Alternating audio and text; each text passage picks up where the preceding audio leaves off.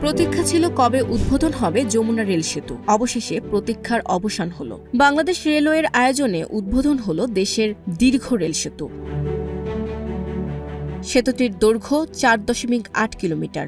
Japan Bangladesh যৌথ উদ্যোগে এটি নির্মিত হয়েছে। ব্যয় হয়েছে প্রায় 16,800 কোটি টাকা। ঘণ্টায় 120 কিলোমিটার গতিতে ট্রেন চলাচল করার সুযোগ পাবে। ইব্রাহিমাবাদ রেল স্টেশনের স্টেশন মাস্টার শাহিন মিয়া জানান, সেতু পার হতে সময় লাগবে মাত্র 3.5 মিনিট, যা আগে 20 মিনিট সময় নিত।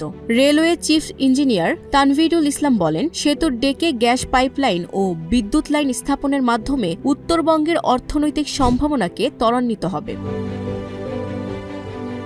সেতুটি ট্রান্স এশিয়ান রেলওয়ের নেটওয়ার্কের অংশ হিসেবে কাজ করবে। ভারত, মিয়ানমার, নেপাল ও ভুটানের সঙ্গে বাংলাদেশের যোগাযোগ গতিশীল করবে। এই সেতু দিয়ে 88টি ট্রেন চলাচলের পরিকল্পনা রয়েছে।